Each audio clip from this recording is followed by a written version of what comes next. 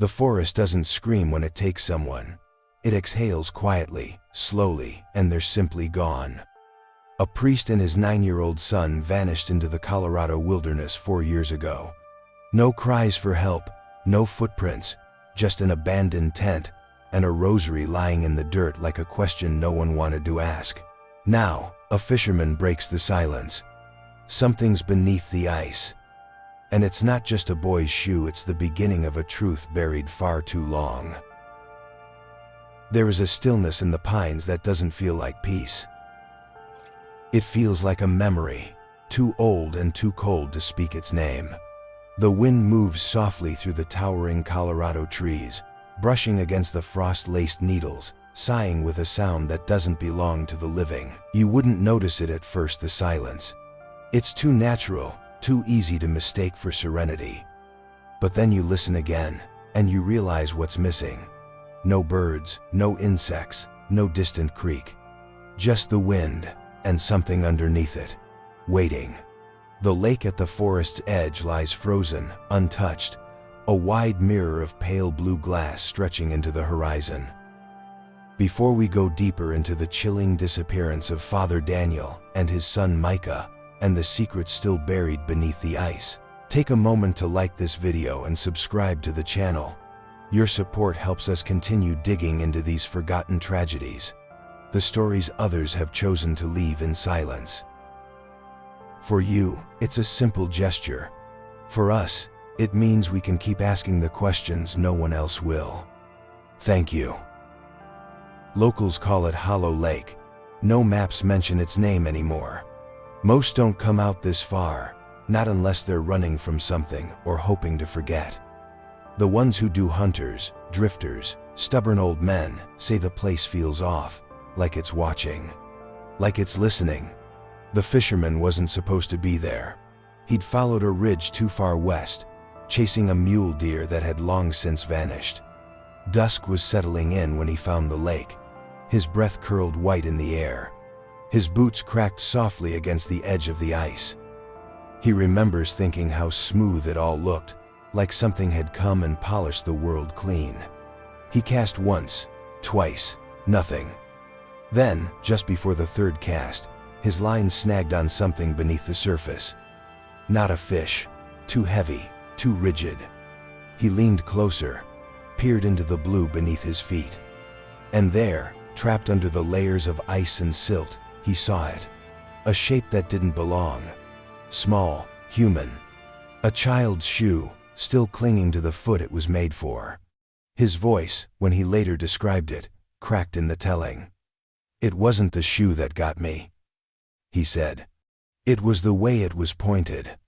Like whoever it belonged to was trying to climb up, trying to get out." He paused for a long time before adding, "He didn't make it." The forest swallowed his words. The wind carried them across the frozen water, where no echo returned. Authorities came later. Flashing lights, search dogs, markers in the snow. News vans arrived like vultures. But the story didn't begin there. Not really. It began years earlier, in another season entirely, when the lake wasn't frozen, and a man named Father Daniel took his son Micah into those same woods for a weekend retreat. They were never seen again. No footprints, no distress calls, no remains. Just an abandoned tent, and a prayer book left open to a page on sacrifice. For nearly 4 years, they were a question no one could answer. Until now. Now, with the ice breaking, and the silence shivering loose from its long hold, the forest is ready to speak. But it doesn't tell stories the way people do. It doesn't give you the whole truth, or any truth at all. It gives you pieces, bones, ash, half-finished sentences carved into bark. It gives you a shoe, still wet with sorrow, and dares you to understand. What happened to Father Daniel and his son Micah? The wind moves again through the pines, cold and quiet. The lake holds its breath. The question remains. The sun rose slow over the chapel roof, casting long beams through stained glass windows that painted the wooden pews in soft hues of crimson and gold. the kind of mourning that made even silence feel sacred. At St. Thomas, it was quiet that Sunday, quieter than usual. As if the walls themselves knew they were about to witness something final. Father Daniel stood behind the pulpit, his hands resting on the worn edges of the wood, eyes lowered for longer than seemed natural. Parishioners would later say he looked tired not physically, but in some deeper, unreachable way. Like something inside him had already begun to leave. His collar was straight, his robe clean, but his voice when it finally came was different. Slower, heavier. Every word weighed down like it had been carried a long way. He didn't open with scripture, not this time. He spoke instead of the desert, of silence. Of the 40 days Jesus spent wandering without bread, without water, without company. His voice echoed through the rafters like something not quite human, thin but unwavering. Sometimes, he said, the absence of God feels more painful than his wrath. And yet, the silence may be the only place we are truly heard. No one moved. Even the fidgeting children grew still. He went on to speak of Abraham, of the mountain, of the wood and the knife and the boy. He asked, not rhetorically but as if from genuine ache, what it meant to trust, to really trust that something greater than ourselves would intervene at the edge of the blade. He didn't cry, but his eyes glistened in the shifting light, and when he blinked, it looked like he was holding back the end of something. That was the last sermon. Afterward, he stood outside the church doors, as always, greeting each member of the small congregation with a handshake, a blessing, or a soft smile. But something in those smiles was wrong. Too practiced, too faint. One woman, a widow who had known Daniel for over a decade, would later say, "He looked right through me, like I was already a memory." Others noticed it too. The way he kept glancing toward the road. The way his son Micah clung to his leg, unusually quiet. His face half hidden in the folds of his father's coat. They say Daniel didn't mention the camping trip. Didn't ask anyone to look in on their home. He simply said, "We'll be away for a few days. Nature restores the soul." The next morning, they were gone. In the weeks that followed, the church felt colder. Parishioners would arrive early, linger longer, hoping he might walk back through the doors as if nothing had happened. They left candles burning long after service, small flames flickering like questions with no answers. One young altar boy, only 12 at the time, said he found a note tucked behind the lectern a week later. No name, no date. Just 4 words written in faded ink. "Forgive me for knowing." No one knew what it meant. But the memory of that morning stayed with them all. The way Daniel's voice sounded like a man already halfway gone. The way Micah looked up at him with a trust so complete, it hurt to remember. Some say they went into the woods to find peace. Others believe they were fleeing something darker, something that had finally caught up with them. Whatever the truth, it began there in that quiet chapel, under the stained glass light, where a man spoke as if saying goodbye to a world that no longer heard him. It was a Friday morning when they left, the kind that begins without fanfare, the sky a soft slate gray, and the air heavy with the scent of distant rain. No one saw them off, not really. Just the neighbor across the street, raking leaves with one eye on the road, who gave a half-hearted wave as the old station wagon backed out of the driveway. Father Daniel returned the gesture, barely. Micah sat in the passenger seat, legs swinging, hands pressed to the window like he was already trying to hold on to what they were leaving behind. They had packed light, a single duffel bag, a red cooler, a sleeping bag rolled too tightly and strapped awkwardly to the roof. Not the kind of preparation one expects for a weekend in the San Juan wilderness.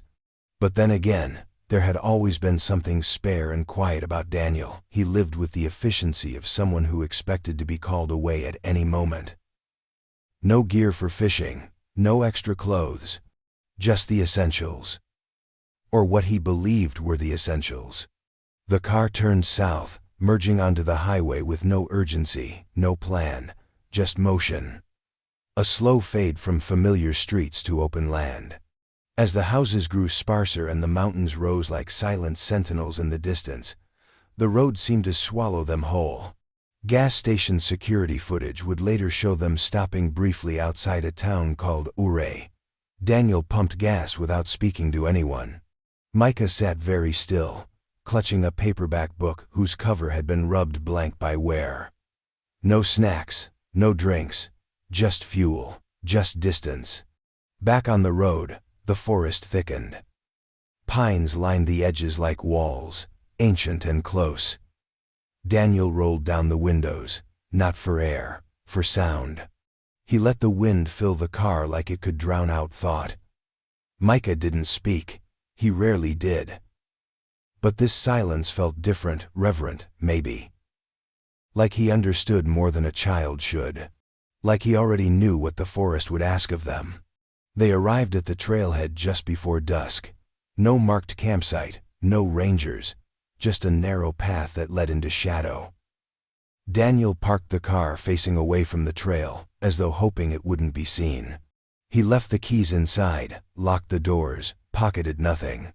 From a distance, someone might have seen them shoulder the pack together, father and son, walking step for step into the trees. But no one watched. The forest does not witness, it absorbs. A few candy wrappers, a receipt for canned beans, and a matchbook from St. Thomas were all that remained in the car. Things people leave behind when they don't intend to return. And they didn't, not for days, not ever. Later, when the search began, rangers would note how unusual it was for an experienced man like Daniel to go off the trail. How the route he'd chosen led not toward popular campgrounds, but deep into forgotten terrain. Steep cliffs, cold rivers, ravines carved by time and weather. There were no check-ins, no phone calls, no distress signals, just silence. A vanishing that began not with a scream, but with a steady walk into the wild. A priest, his child, a forest that keeps its secrets better than any man. And somewhere in that long silence after the car door closed, something final happened. Not dramatic, not loud. Just a quiet shift in intention. A choice made, not spoken, not shouted, but felt. Like a breath held in the dark. The ranger wasn't looking for anyone. Not yet. His patrol through that part of the San Juans was routine. One of those long arcs through the backcountry that takes half a week to complete and leaves your clothes smelling of pine and smoke. The air was crisp that morning, sun caught between branches like shards of stained glass, and the only sounds were the creak of his boots and the distant hush of wind threading through rock. When he crested the ridge that overlooked the small clearing, he saw it. A dome tent tucked beneath a cluster of fir trees, still zipped shut, sagging slightly on one side like it had exhaled in the night and never quite recovered. He called out once, then again, his voice barely carrying through the dense quiet. No response, no movement, just the persistent hum of insects and the occasional rustle of leaves. He made his way down the slope slowly, hand brushing the top of the undergrowth, eyes alert for signs of wildlife. When he reached the site, it struck him immediately how wrong it all felt. The tent looked lived in, but only just. A sleeping bag lay unrolled inside, clean, neatly arranged.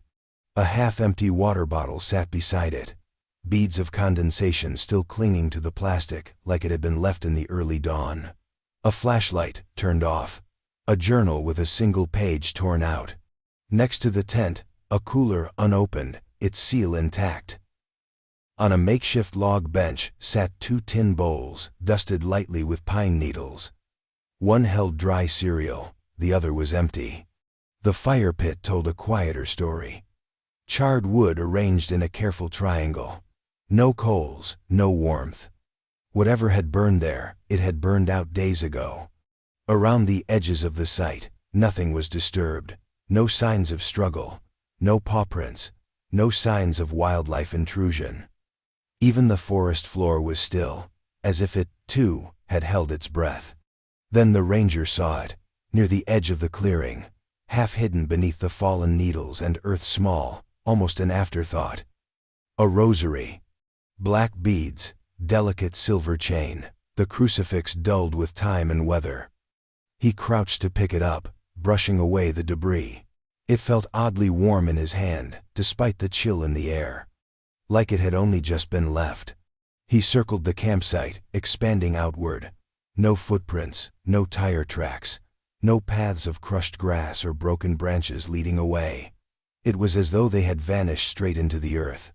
He radioed it in, calmly at first. Possible abandoned camp. No immediate signs of distress. Might be hikers who lost their way or left in haste. But by the time he stood there again, scanning the tree line, something had changed. The stillness wasn't just still, it was hollow, something missing. Something withheld. Inside the tent, tucked behind the flap, was a worn photograph, water-stained, edges curled from age. Father Daniel, in full vestments, holding a small boy close, both smiling. Neither looking directly at the camera. The photo was wedged in the zippered pocket like a relic, like something too important to leave behind, and yet, it had been. That night, as the search began, the temperature dropped. Rangers retraced every trail. Dogs were brought in, drones. Locals called in sightings that went nowhere. The area was scoured, but the site remained untouched, pristine in its emptiness. And though no one dared say it out loud, they all felt it. The absence wasn't passive, it was deliberate. The campsite didn't feel abandoned, it felt left behind. The ice was thicker than usual for late winter. A glassy expanse stretched tight over Hollow Lake like a frozen breath. The fisherman had been coming there for years, more out of habit than hope. The lake rarely gave up its bounty, but it offered something else: silence, solitude, the kind of emptiness that made a man feel honest with himself. He liked to sit near the northern edge, where the trees bent low and the shadows lasted longer, even at noon. He never minded the cold. The quiet made it bearable. He drilled his hole carefully, ice auger biting in smooth spirals, the rhythm calming. The sky overhead was an indifferent gray, the kind of color that pressed down more than it opened up. He dropped his line, gloves stiff from the wind, and waited. Nothing bit, nothing ever did. He wasn't there for the fish. The first tug was so faint he thought he imagined it a small, resistant pull, more like the hook had brushed against something dense than anything alive. He pulled back gently.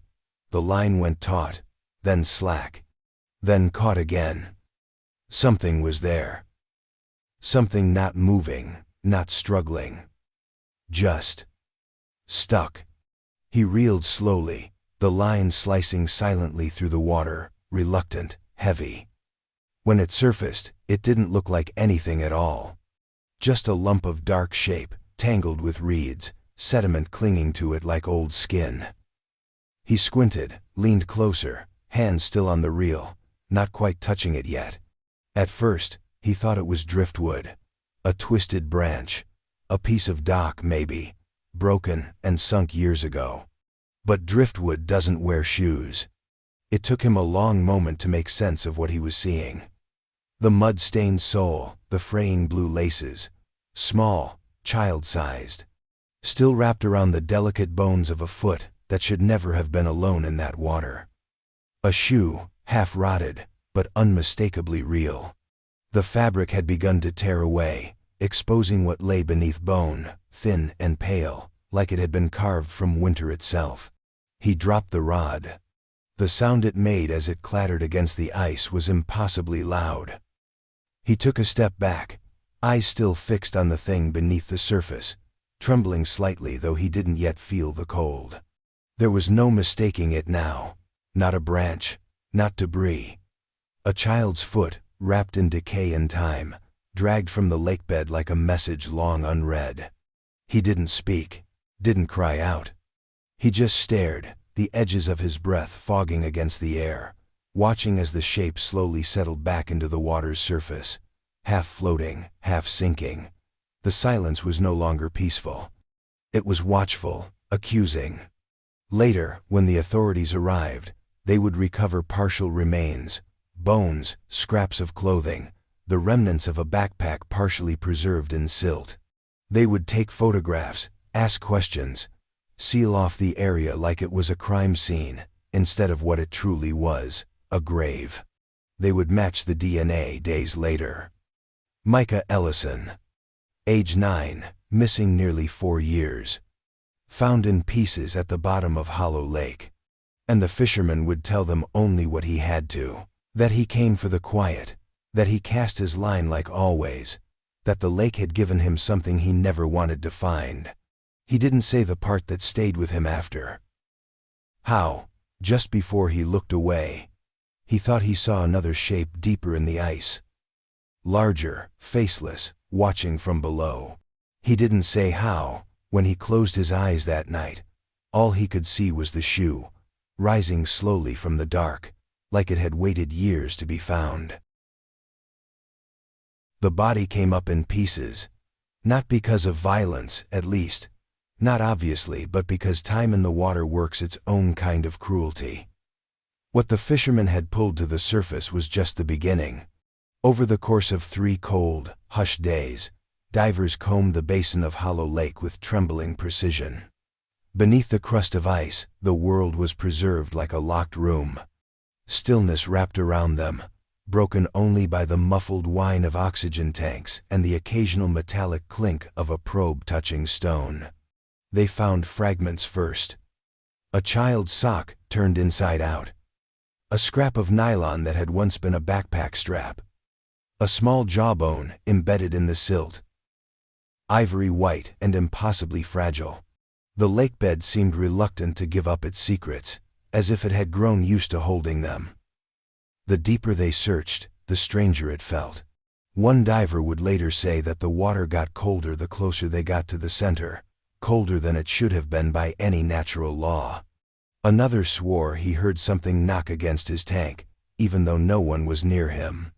By the 4th day, the picture was clearer, though not complete. They had enough. Enough bone. Enough clothing. Enough sorrow.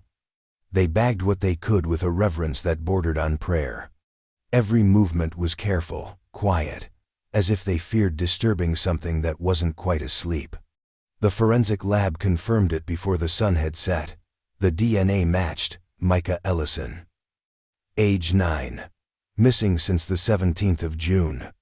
Last seen with his father, Reverend Daniel Ellison, departing for a weekend in the San Juan Mountains. No signs of trauma on the bones, no defensive wounds, no blood. Just waterlogged time and a body that didn't belong where it was found. The news spread quickly. Local outlets ran with it first, missing boy found in Hollow Lake, before the national coverage followed. Most stories stopped short of speculation, but a few couldn't help themselves. Some whispered about cults, others suggested exposure or accident. But none of the theories explained the most unsettling fact. The boy had been buried deep, beneath layers of ice and sediment that would have taken years to form. He hadn't simply fallen in. He had been placed there, carefully, deliberately. And yet, there was no sign of Father Daniel. No second set of remains. No clothing. No trace of him on the lakebed or the shore. Just Micah, alone. As if the priest had vanished into mist the moment his son was laid to rest. The campsite had been reopened. Nothing had changed. The rosary was still catalogued and untouched. Rangers re-walked the trail, this time with cadaver dogs, drones, and a growing sense of futility. There were no footprints, no cave-ins, no clues. Just one boy beneath the lake, and a man gone as if he had never existed. Investigators began to ask different questions. Had Daniel harmed the child, or had he tried to protect him from something worse?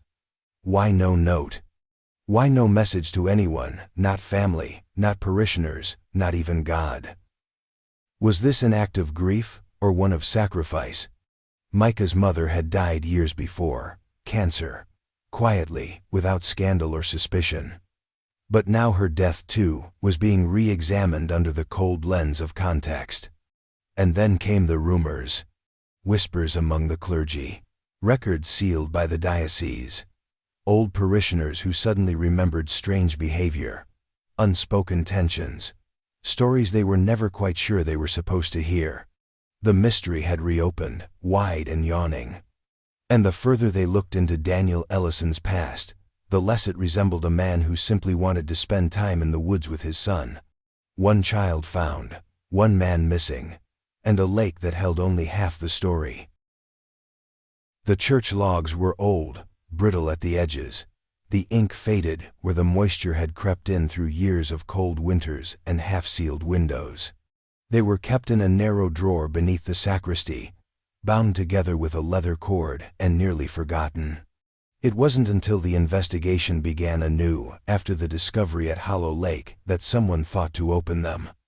They weren't private, not exactly. Just handwritten records, appointments, sermon notes, baptism schedules, and scattered between them, glimpses of something else, something quieter. Father Daniel's handwriting was neat, always precise, almost obsessive. Each entry was dated, time-stamped down to the hour. But around the spring of the year he vanished. Something shifted. The letters grew smaller, tighter, like he was pulling inward. Some lines trailed off entirely. A margin note repeated over several pages. "I thought I was past this." That was the first whisper. Then came the second. A parishioner named Lorraine Henley, who had attended St. Thomas for over 20 years, recalled something strange during a routine inquiry. She had arrived early one Wednesday to prepare flowers for a funeral mass and pass the confessional, curtains drawn. She didn't think anything of it until she heard it. A sound, muffled but unmistakable. Weeping. Deep and private. She waited, not wanting to interrupt. But after 10 minutes passed and no one emerged, she approached the booth gently, called out. No reply. She opened the curtain. Empty. She said nothing at the time. What could she say? That the priest's side had been dark, vacant, yet the air had still felt warm, as though someone had just left. That the sorrow she'd heard didn't sound like a penitent, but more like someone confessing to himself. A week later, Daniel gave a sermon on suffering. But not the kind that redeems. He spoke of suffering that isolates, that distorts, that coils inside a man like rot in old wood. He said, "There are burdens we carry not because we must, but because we believe we deserve to." His voice trembled near the end. It was the last time he would speak from the pulpit without notes. Other accounts began to surface. A groundskeeper who saw Daniel pacing the rectory lawn late at night, murmuring to no one. A teenager who had once come for advice and left disturbed by the hollowness in his gaze. One elderly deacon recalled that in the final months, Daniel had stopped performing last rites. Said he didn't feel worthy to stand at the edge anymore. Then there was the matter of the locked drawer in his study. No one could find a key. When it was finally forced open by diocesan officials, they found a collection of letters most unsent, all addressed to someone named Eleanor. The contents remained sealed. But according to those who briefly viewed them, the tone was confessional, apologetic, frantic, at times. He wrote of promises broken, of a life he wasn't meant to live.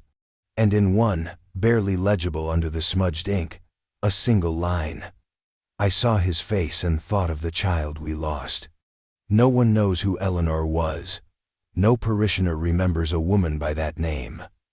But the implication was enough to darken everything that came before it. A grief that predated Micah.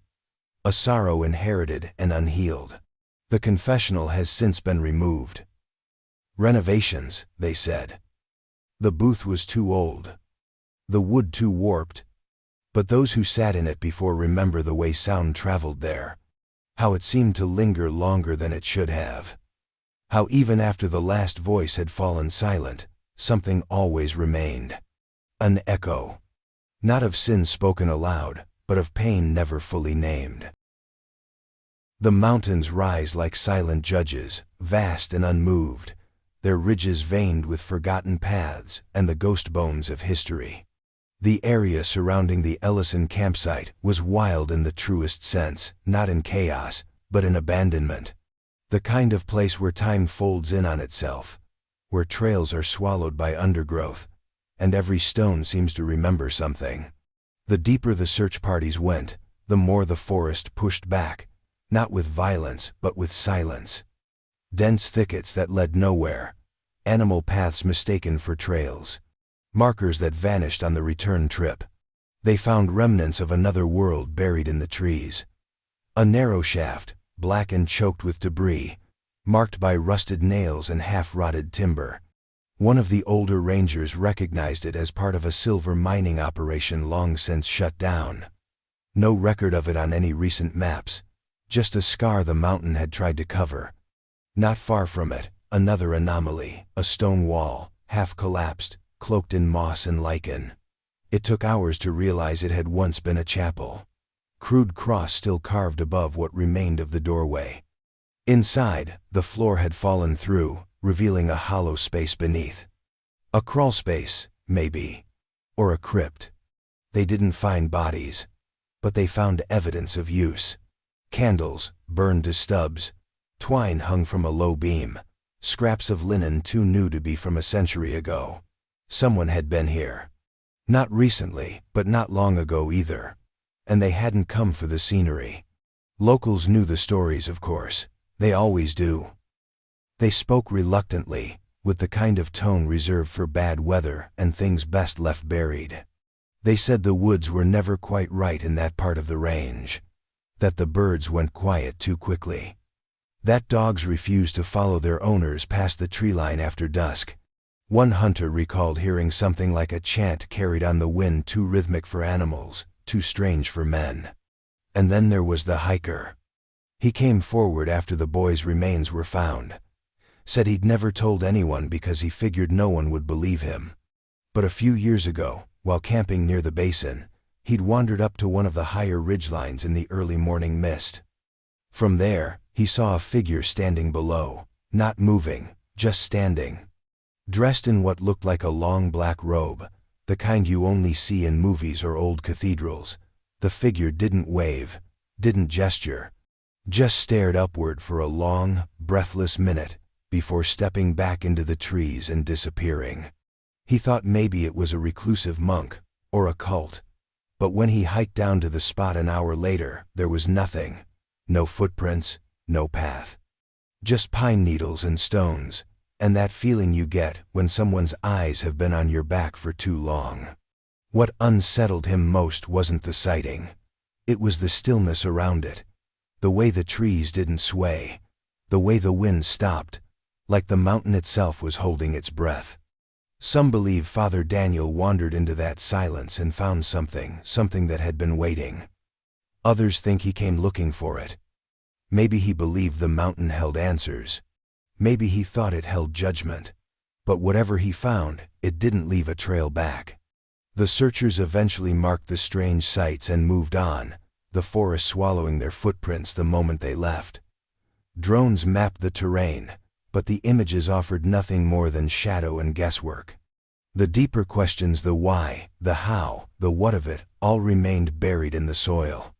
Because the mountain doesn't tell stories, it absorbs them. And sometimes, if you listen closely enough, it lets you hear just enough to know you should stop asking. They found it nearly by accident. Weeks after the search had grown cold again and the headlines faded back into shadows, a forestry crew clearing storm-felled trees near the lake's western edge stumbled on something wedged beneath a collapsed trunk.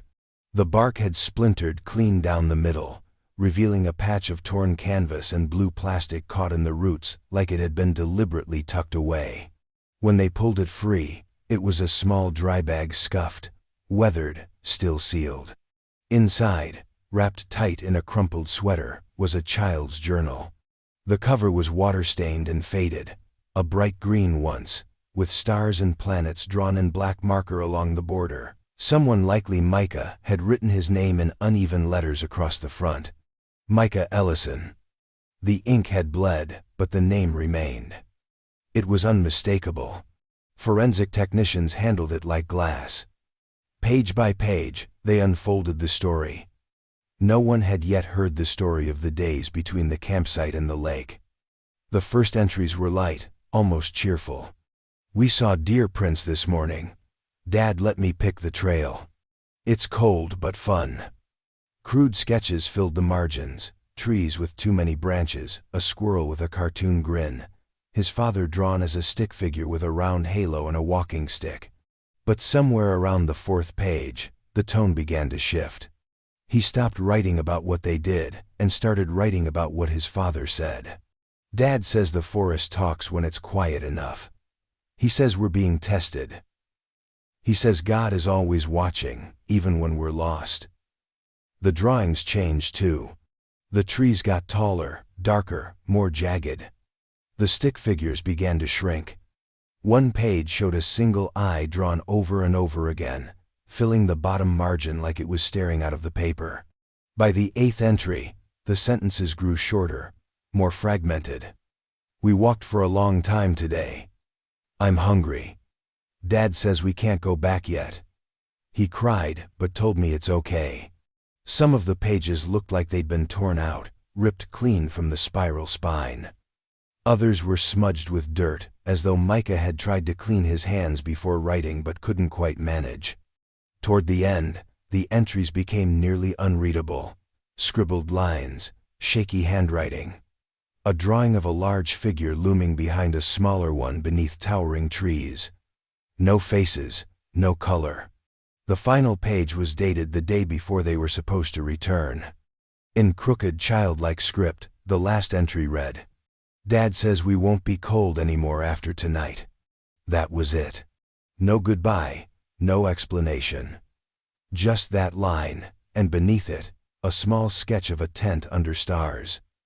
The stars were colored in black. Investigators sat with it for hours, trying to decide what it meant. Whether the words were a promise or a warning. Whether Micah understood. Whether Daniel did. Psychologists were brought in, spiritual advisors, survival experts. Everyone had a theory. None of them agreed. But what they all admitted quietly, without cameras or microphones, was this: the journal didn't feel like a record of a journey. It felt like a farewell. A child's attempt to understand the slow unraveling of the man he trusted most, and a father's silence that grew louder with every page. The dry bag was returned to evidence storage, labeled, cataloged, and locked away. But that last sentence echoed through every briefing room, every prayer service, every sleepless night, for those still trying to piece the story together. "We won't be cold anymore after tonight." Some read it as mercy, others as prophecy. But for Micah, it was a certainty. And for Father Daniel, perhaps it was a vow. For almost 4 years, no one remembered seeing them. Not the clerk at the outfitter's store, not the ranger manning the fire tower, not even the nearby campground owner whose job it was to notice strangers coming and going. The trail had seemed to vanish the moment Father Daniel and Micah entered the woods, swallowed whole by the silence of the pines. But then, after the boys' remains surfaced, after the search flickered to life again, like a match in the dark, a man stepped forward with a story. He hadn't told anyone before. He wasn't sure it mattered, he said, and maybe he didn't want to remember.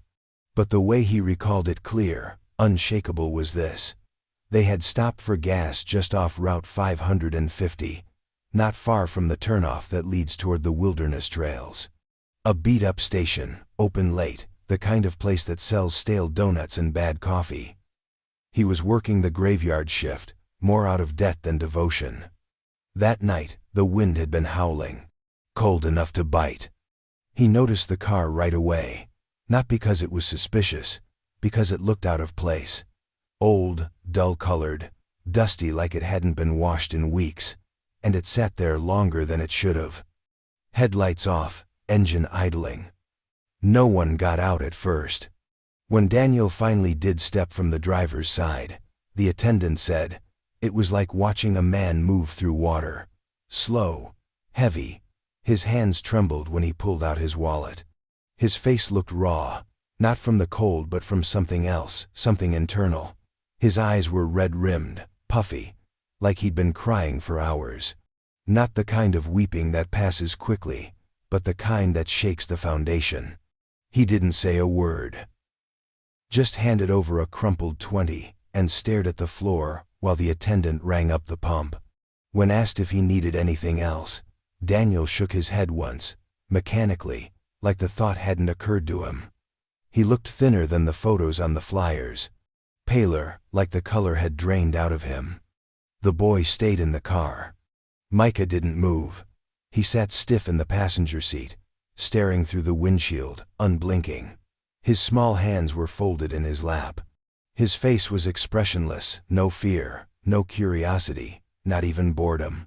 Just an eerie stillness, as though he'd settled into some private silence that no one could reach. The attendant tried to smile at him through the glass, offer a wave, maybe, something. But the boy didn't flinch, didn't acknowledge him at all. It was like he wasn't looking at the road or the station but beyond it, past it, into something only he could see. When Daniel returned to the car, he paused before opening the door. Stood still for a few seconds, just breathing, shoulders hunched like someone bearing a weight too long carried. Then he slid back in, started the engine, and pulled away without turning on his lights. The darkness swallowed them before the taillights reached the edge of the lot. The attendant said he thought about calling someone, but what would he say? That a man looked sad? That a kid didn't wave back? It hadn't seemed like enough. Not then. But now, with the lake giving up its secrets, with Micah's final words lingering on paper like a whisper never meant to be heard, that moment returned with new weight. A final glimpse of a man unraveling. A boy already gone inward.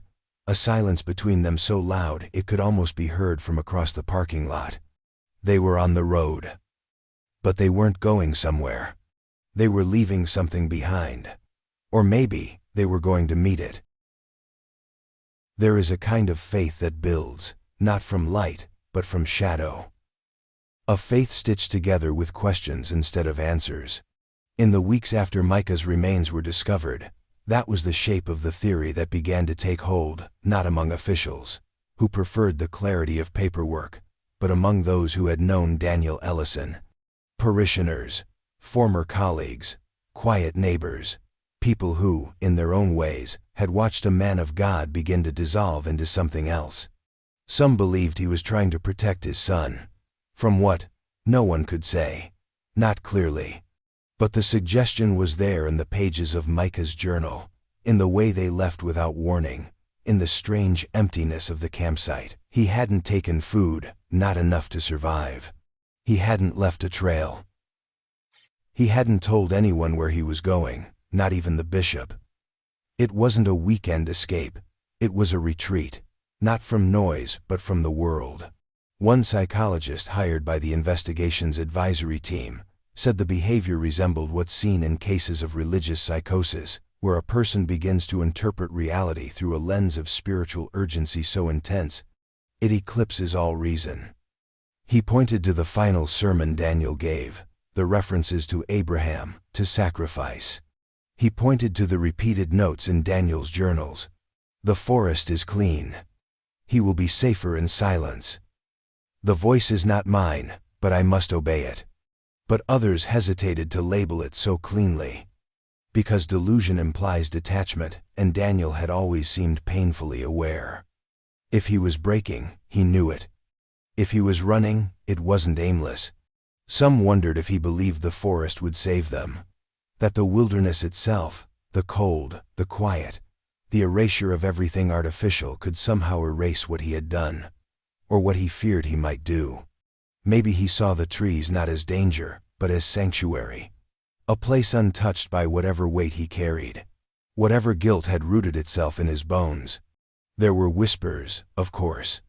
Of past accusations never made public. Of confessions buried by the church. Of a woman named Eleanor whose letters he kept locked away. The suggestion of a child before Micah. A grief never processed. A life never truly reconciled with the collar he wore. If any of it was true, it didn't make the story easier to bear. It only made it deeper. He wasn't a madman in the woods. He was a man who had run out of places to hide. Others still believed he wasn't running from guilt, but from danger, that someone had been after him, that he had seen something or learned something in his time behind the pulpit that made him a liability, that the woods weren't sanctuary, they were a last resort, a place to disappear because he knew someone was watching. There were gaps in his phone records, missed calls from unlisted numbers, pages torn from his diary. A voicemail left on the diocesan line at 3:14 a.m., 2 days before he vanished, but corrupted and unintelligible. All signs of a man being hunted, or at least believing he was. And yet, in all of these theories, one detail remained the same. He didn't go alone, he brought Micah. Whatever drove him into that forest, he believed his son had to go with him. That is the part no one can explain. Was it love? Was it fear? Was it belief so desperate it swallowed both? The forest took them, but it may have also been the only place left that made sense to a man whose world had fallen apart from the inside. A cathedral of branches and wind, where no one asked questions and silence didn't accuse. Where perhaps a father believed that if God wasn't speaking anymore, then the trees might. And if they did, maybe they told him what he needed to hear, or maybe they told him exactly what he feared the most. It was discovered by accident, as so many things in this story have been. A volunteer archivist, working through the neglected recesses of St. Thomas's record room, sorting tithing receipts and water-damaged baptismal ledgers, found the envelope wedged between a hymnal order form and a folder marked Maintenance Requests, 2016. It was unassuming, aged yellow, with a faint crease down the center. No return address, no postage. Just a name, handwritten in blue ink across the front. Daniel. The handwriting was soft, round, distinctly feminine. Not the rigid script of parish paperwork or diocesan correspondence, but something more intimate, more human. It had never been opened. Inside was a single sheet of paper, folded once. The ink had held up over time, the words unblinking, deliberate. At the top, she had signed her name, Eleanor. No last name, no parish affiliation, just Eleanor. The letter didn't begin like a confession or a plea. It began like someone remembering the sound of someone else's voice. I had a dream last night. You were reading Micah 6-8, but your voice broke before the end. She went on, drifting between memory and regret, like she had written it not to explain, but to mourn something already beyond saving. There are things I carry that you were never meant to hold, she wrote. But I see them in your eyes each time we pass in the hall, each time we say nothing and pretend not to remember. The heart of the letter the wounded tried and failed to close came midway through. She spoke of a child, not Micah, one that never made it to term. A pregnancy, hidden. A decision, quiet and irreversible. A life imagined in fragments. A name they had whispered but never written down. He would have been beautiful, she said. Your mouth, my eyes, he'd be 9 now. She didn't ask for forgiveness. She didn't offer blame. What she offered was something much heavier. The shape of a life unlived. The echo of a love that had no place inside church walls.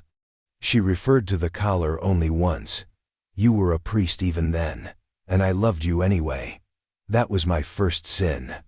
There was no mention of Micah, no suggestion she had ever met the boy. But there was something in her phrasing, the way she spoke of what could have been, that made investigators wonder. The timing, the age, the possibility. Had Daniel named Micah after the child they lost? Had the boy grown up carrying a legacy that was never his to bear? No one could say. But the letter cracked something open. It reframed the silence Daniel had lived inside for years. It made the sermons about sacrifice cut deeper. It turned every glance, every choice, into a kind of penance. No one had ever heard Eleanor's name before. No one remembered her attending services, no photos, no parish registry. If she had existed beyond that letter, She had vanished long before the man and boy disappeared into the pines. But her words remained, a quiet grief folded into a drawer, a secret carried in the soft loops of ink and the spaces between them. The envelope is now kept in an evidence sleeve, tagged and sealed, but untouched. Some say it belongs in a file, others believe it belongs in the chapel, somewhere between mercy and memory. Whatever the case, it told a story the priest had never spoken. A story of loss, of forbidden love, of a child who never came and another who may have borne the weight of both their ghosts. And it left behind a question no one could answer. Was Daniel running from what he did or trying to reach what he lost? Before Father Daniel Ellison, before Micah, before the campsite with its untouched food and fire gone cold, there was another disappearance. It happened 16 years earlier, in a different part of the San Juans, but close enough that, in hindsight, the echo is unmistakable. The names were different, the faces long forgotten. But the shape of it, the eerie symmetry, felt too deliberate to be coincidence. Father Thomas Keene. A quiet man, soft-spoken, beloved by his small congregation in a parish just north of Silverton. He had no family to speak of, no known vices, and a record so clean it practically glowed. He was known for his patience with children, his long, thoughtful homilies, and his affinity for long walks in the woods.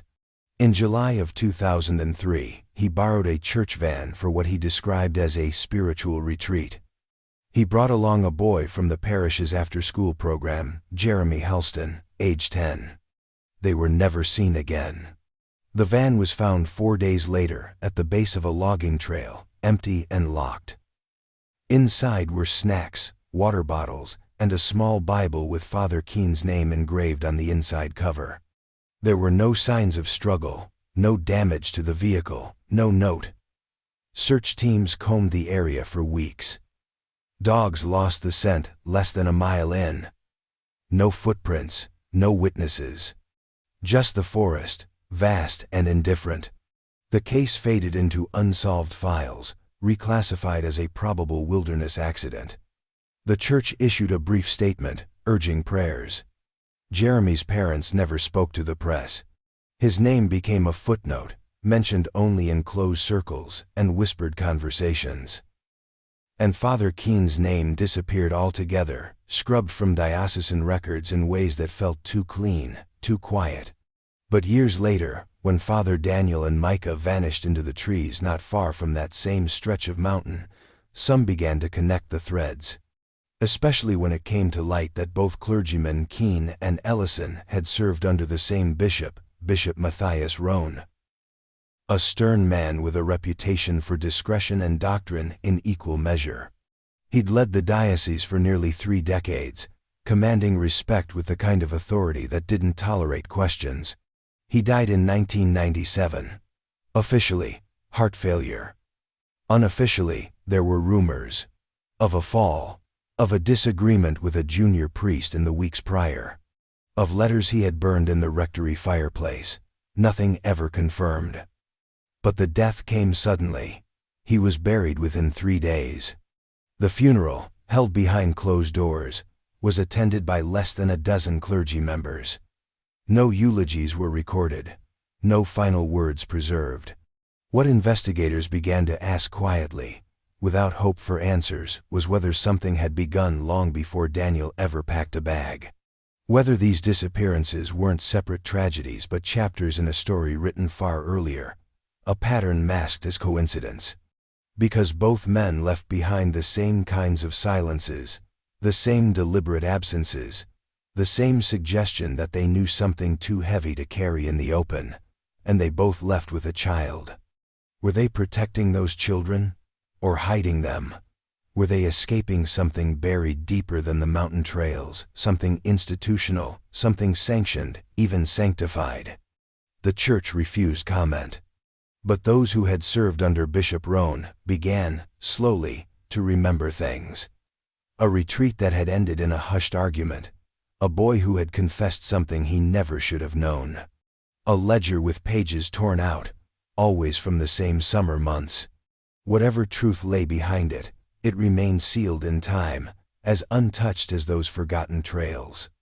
But now, with 2 priests vanished and 2 boys gone, the silence felt less like mystery and more like design. And in the space between them, the forest remained a place where men once sworn to absolution went to disappear. The grove was off any mapped trail, shrouded by thick pine and knotted roots that twisted over the earth like veins beneath skin. You wouldn't find it unless you were looking for something you didn't want to explain. And even then, the forest did its best to hide it. The discovery came by accident, a rescue trainee and his dog, combing the area long after the official search had ended, drawn by the scent of something faint and strange. Not rot, not smoke, something older. Something scorched. The fire pit was barely recognizable as such. A shallow depression, half filled with blackened soil and debris, ringed by what once might have been stones, now cracked from heat and weather. The remnants were quiet, still, but the burn pattern told a story. It hadn't been a campfire. It had been something hotter, sustained longer. A fire built not for warmth, but for erasure. Forensics teams arrived with sifters and evidence bags, crouching on their knees in the cold dirt, turning over ash like fragile pages. What they pulled from the earth was ruin, but it was organized ruin. The remains of several wood beams, scorched but uniform in length, too clean to be driftwood, too shaped to be natural.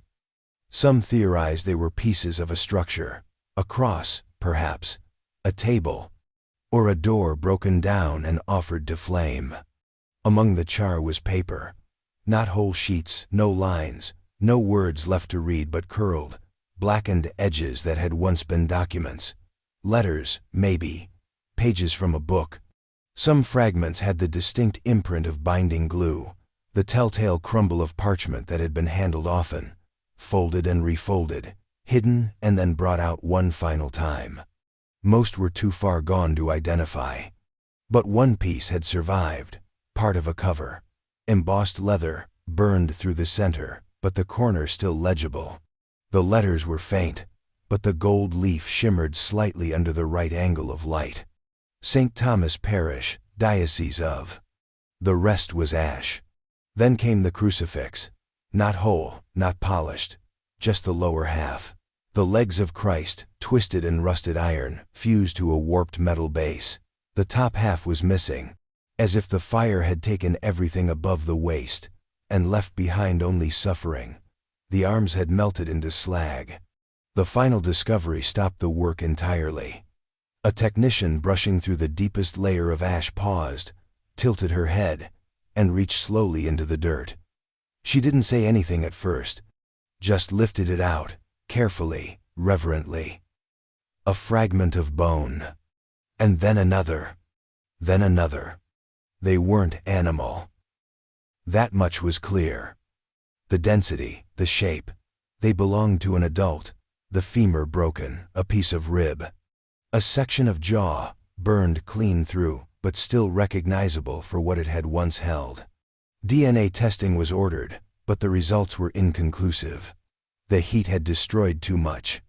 What remained was only enough to say, someone died here, someone burned here. And someone wanted no part of that death left behind. Speculation spread like the fire that once raged in that pit. Was it Father Daniel? Had he taken his own life after whatever happened to Micah?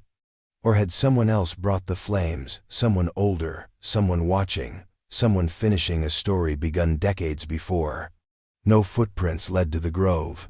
No trail marked the way. Just the cold, dead leaves underfoot, and the smell of something ancient in the air. The mountain does not volunteer explanations. It only reveals what it must, piece by piece, as if testing the limits of how much horror can be carried in human hands. And in that quiet clearing, where ash still clings to stone, the fire is gone but the heat remains, lingering, invisible, as though something sacred was sacrificed, or silenced. It was buried deep in the archives, mislabeled and nearly erased by time. A cassette tape, the kind no one used anymore, its label faded and curling at the edges. It had been sitting in the church basement, inside a cardboard box marked Audio, MISC. Alongside outdated choir rehearsals and Sunday school recordings no one had listened to in years. It was only found because a new secretary, young, curious, meticulous, decided to digitize the old inventory. What she uncovered was the last sermon Father Daniel Ellison ever recorded. A sermon never delivered to the congregation. There was no date on the tape, but the contents made it clear it had been recorded in the final weeks before he vanished. The audio hissed with age, the ambient hum of a poor microphone and low ceilings. But then his voice came through, soft, ragged, the cadence of a man more in confession than command. No welcome, no opening prayer, just breath, then words. Even Abraham was asked to give up his son, he says, quietly. There's a pause, longer than it should be. You can hear him shift in his chair, perhaps lean back, perhaps close his eyes. The sorrow in his tone isn't theatrical. It's something deeper, more surrendered. We like to think there's always a way out, he continues. That at the very last moment, the hand will be stayed. That we will hear the angel call out from heaven, "Do not lay your hand upon the boy." But what if the angel doesn't come? Another pause. What if the ram never appears in the thicket? The tape shudders slightly, a warble in the sound. Then his voice again, fainter, like he's no longer speaking to anyone but himself. We speak of sacrifice as though it's noble. But true sacrifice doesn't always come with clarity or reward. Sometimes it just leaves you hollow. Sometimes it feels like surrendering to silence, and you don't get to know if it mattered. At this point, his breathing is audible. He's struggling, not with the words, but with holding them in. The kind of pause where tears sit just behind the teeth. There are things a man can carry that even God will not lift from his shoulders. Things no collar can absolve. He sighs, and then unexpectedly laughs. Not joy, not irony. Something brittle. Something that cracks the edges of his voice. I keep thinking about the wilderness. How Christ went into the desert alone. How no one followed him. How he returned, changed. But what if he hadn't come back? Silence again. Then, more gently, there are places in this world where you can disappear completely. Not because the world loses you, but because you choose to be lost. That's where the tape ends. No benediction. No scripture. Just a final breath. And the soft click of the stop button. The sermon was never transcribed, it had never been aired. It had been left, intentionally or not, where no one would hear it until long after it could matter. And yet, hearing it now, it feels like a blueprint. A whisper of the man Daniel became before the forest took him. A man who had lost his faith, not in God, but in rescue. Some say the sermon was his way of saying goodbye. Others believe it was his way of preparing a justification, fragile and trembling, for what he knew he was about to do. But the most haunting part was what he didn't say. Micah's name was never mentioned. And in that silence, every word before it feels heavier. Because the sermon wasn't really about Abraham, or sacrifice, or salvation. It was about a man standing at the edge of the altar, waiting for an angel that never came. The lake had already given up more than anyone expected. Micah's remains, fragments of his clothing. A child's shoe that shattered a silence 4 years long. But the water wasn't done speaking, not yet. As winter loosened its grip and the ice receded, divers returned better prepared, more deliberate, driven by the gnawing sense that the story beneath Hollow Lake was still unfinished. They focused on the deeper basin, a narrow pocket in the lakebed that sonar had marked as unusually deep. The silt there was thick, the water darker, the cold biting through even the most insulated wetsuits. Visibility dropped to inches, and the light from above bent and warped until the divers might as well have been navigating memory instead of water. It was on the second day that they found it. A tangle of torn fabric caught against a jagged shelf of stone, almost completely concealed by muck and algae. The texture was wrong, coarse, heavier than nylon. It took nearly 20 minutes to free, and when they did, it came apart in pieces. A shirt, maybe, or what had once been one. The fibers had unraveled, but a single button remained, engraved in a style that hadn't been common for decades. Something vintage. Out of place. Nearby, embedded in the silt like it had been buried on purpose, was a belt. The leather had cracked, bloated from the years underwater, but the buckle was intact. Brass, ornate, and unmistakably old. No initials, no markings, but it didn't belong to Daniel, or Micah. That much was clear. The real surprise came a few feet farther out. It was small, metal, glinting beneath a patch of disturbed mud. A ring. Silver, once polished, now dull and scratched from time and movement. The diver who found it said it felt deliberate, like it had been placed, not lost. When they brought it to the surface and cleaned it, they found the engraving inside. 2 letters, AA, and a date, the 14th of June 2072. It meant nothing to investigators. No one in Daniel's family had those initials.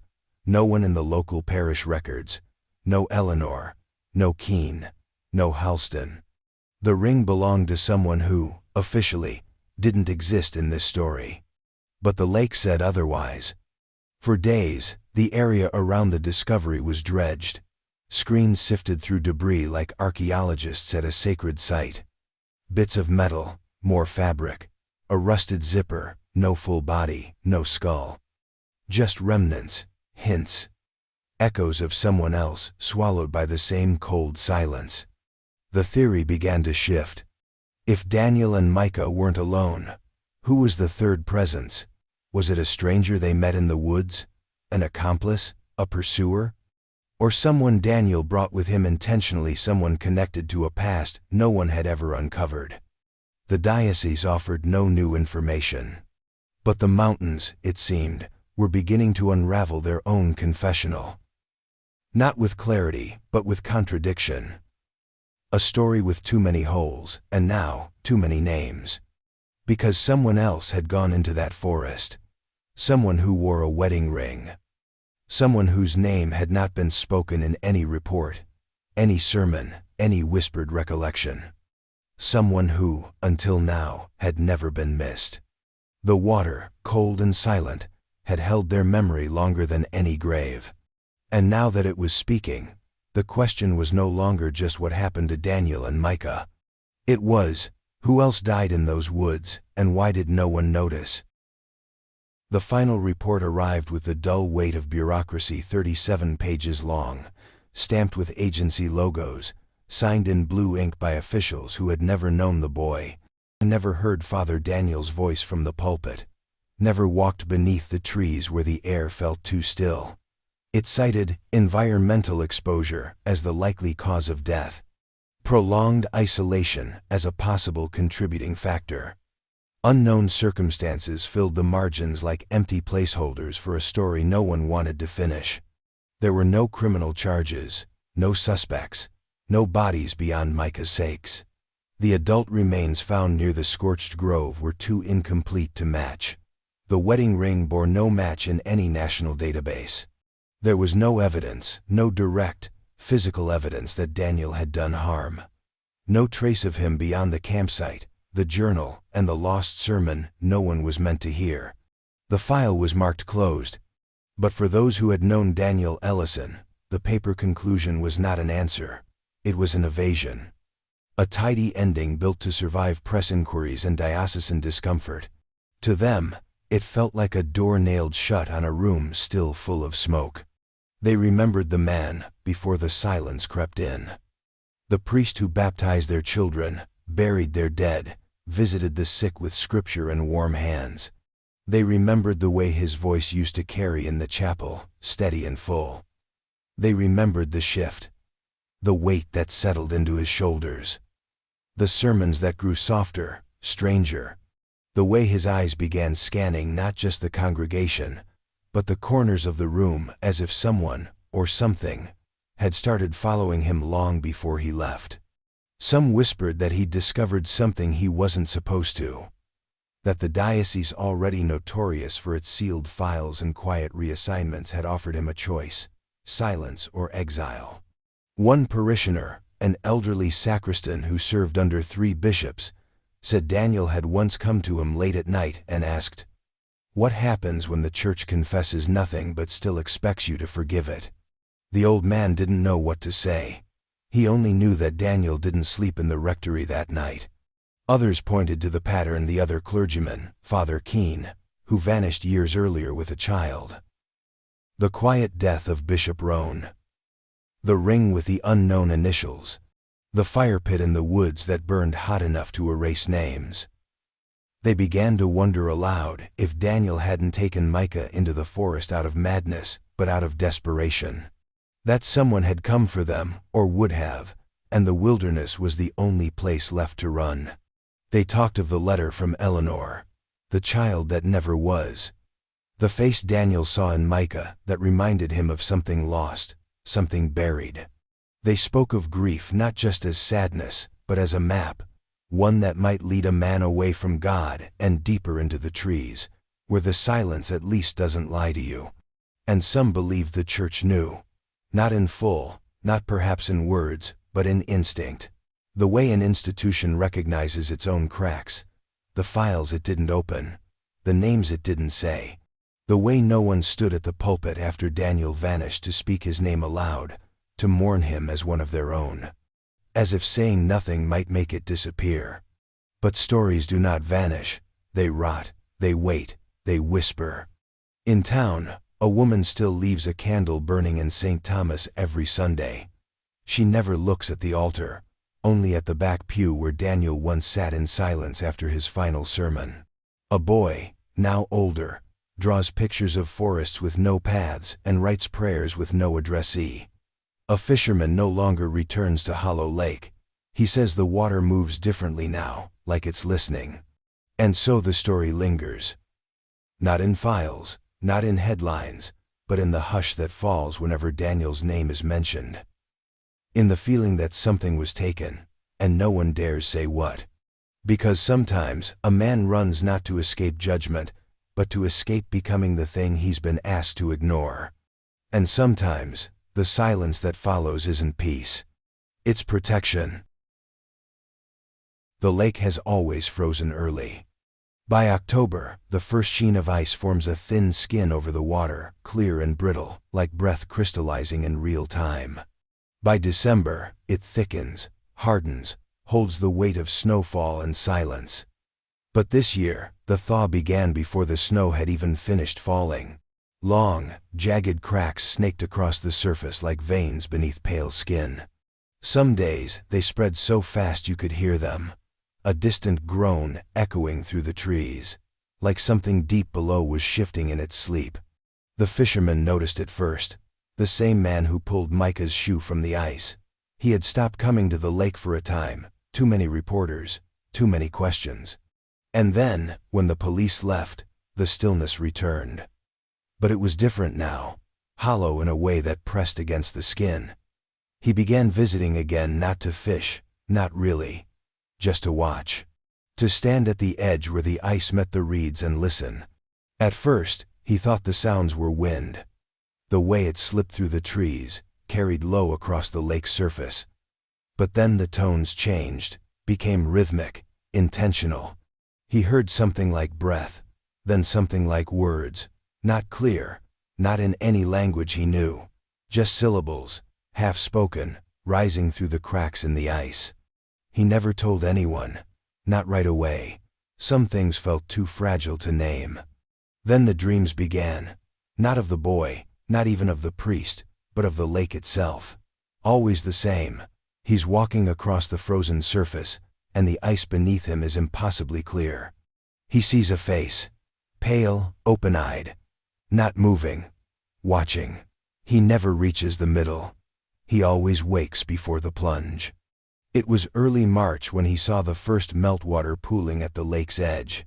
Far too soon. Snow still sat heavy on the tree limbs, but the ice was breaking apart in long crystalline slivers. Birds hadn't returned yet. The air was still and cold, and yet the lake was shifting. He stopped by again, one late afternoon, the sky low and colorless. No rods, no bait, just a thermos of coffee and the thick jacket he hadn't taken off in weeks. He stood there, boots pressed into the slush, and stared out over the darkening water. The ice moved again. A long creak, slow and mournful, stretching across the basin like a breath let out after too long held. And then he heard it.